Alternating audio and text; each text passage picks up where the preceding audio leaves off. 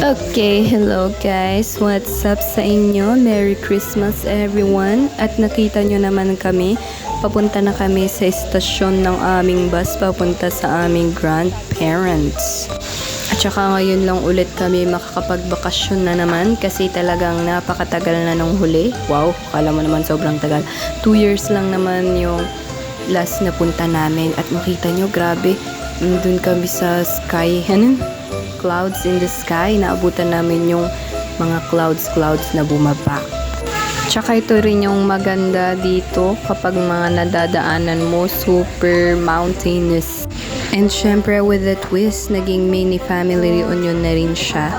Kasi umuwi na rin yung auntie namin from the other side of the world. Wow! Auntie and uncle from ibang bansa dahil dun sila nag-work.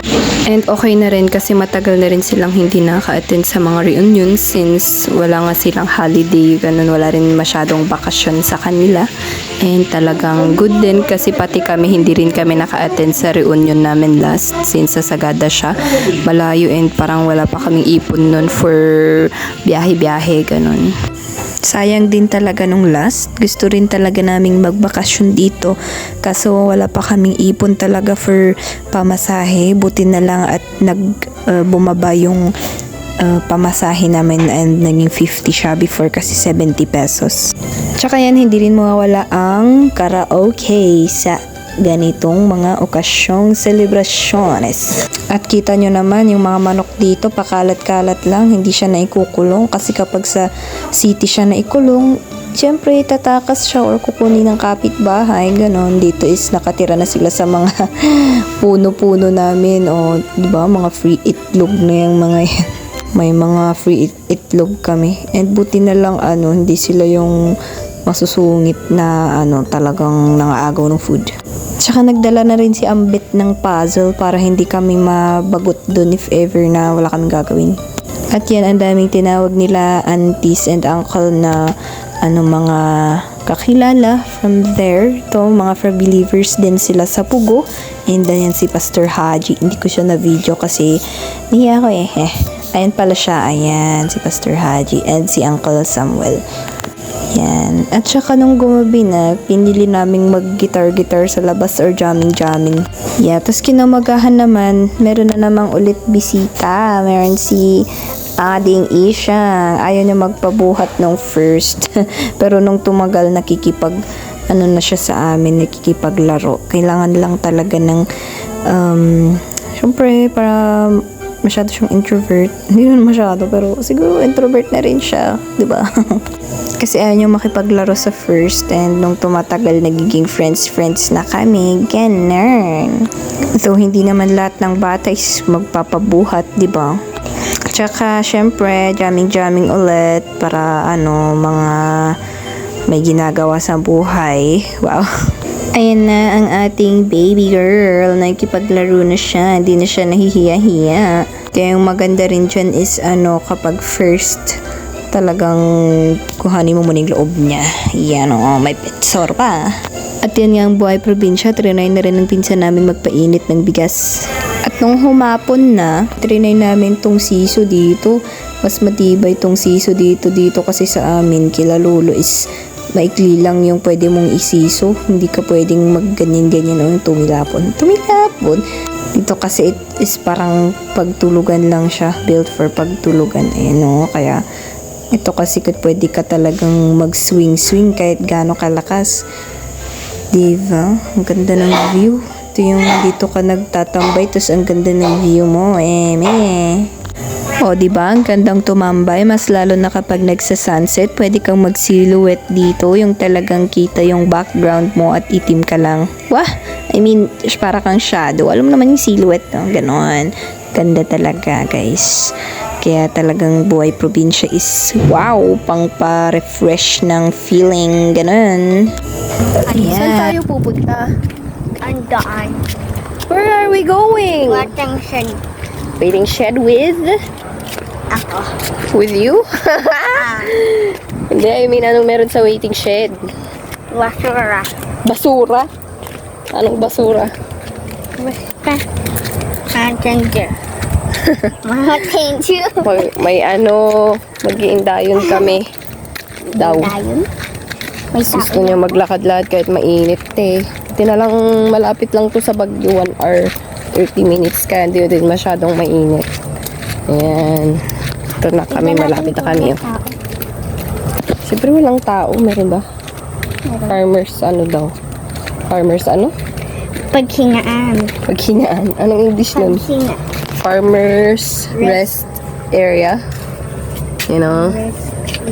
Oh, dito may bangkito pa dito. Uy, yung payong. Diba? Tamaan. Uy. So ayan, pumunta nga kami doon sa Rosario, sa La Union, para maghanap ng pang Noche Buena. Girl, hindi lang 500 ang nagastos namin, te. More than, hindi talaga kaya ang 500. O yan, mga fish na nga lang binili namin. Tapos, nagsalad kami. O, wala pa yung, more than 500 pa yun, ha? Kaya talagang hindi natin masasabi na 500 lang. At saka Noche Buena yun. It's a feast, hindi fasting. O, at yan, naghanap-hanap pa kami ng mga pwede naming mabili pang Noche Buena. Dahil mainit, napabili na rin si Ambet ng tubig.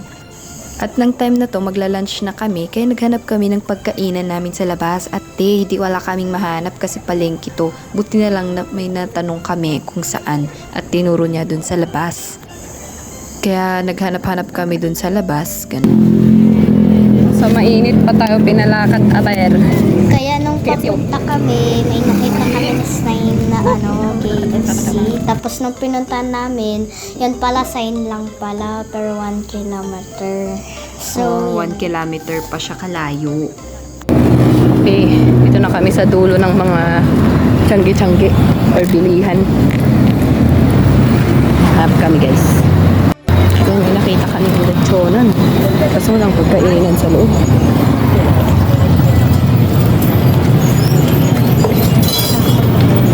Parang bilihan lang talaga siya, oh. So, alis ka na, take out. Paano may pagkainan sa loob. Mga fish. Oo. Pero limited din yung pagkainan sa loob. Pang isang upuan. Ay, dito may ito.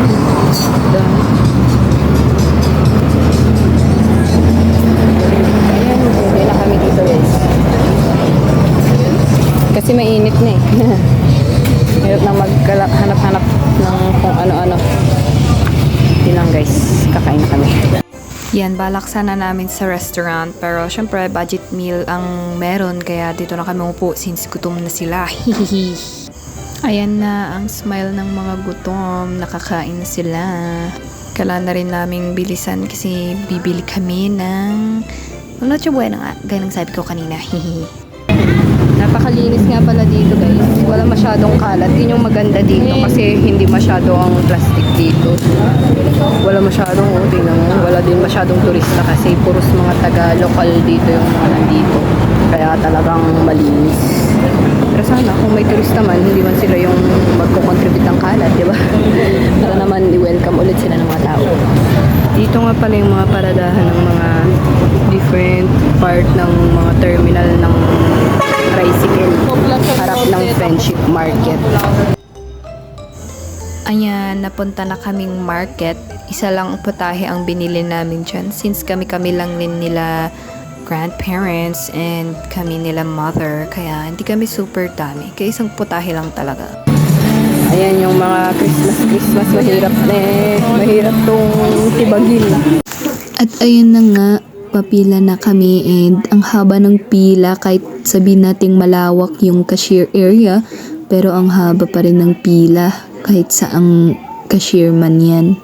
Kaya habang nagpipila, pumili na naman kami ng isang i-gift kasi parang hindi daw parehas or dapat iparehas ka. At least okay na si mama yung magbabantay ng cart, diba? Kaysa naman sa kami, wala kaming dalang pera. Kaya on the go lang kami kung ano mang sasabihin ni mother. Ayun, napapicture na kami kasi ang haba pa rin ng pila kahit nakabili na kami sa kung anong pinapabili ni mother at gusto naming kunin. May upuan na dito, guys. Buti at naglagay sa upuan doon haba ng pila, oh. Hinatanggal pa niya yung straw. Pasalamat siya, babayaran talaga namin to.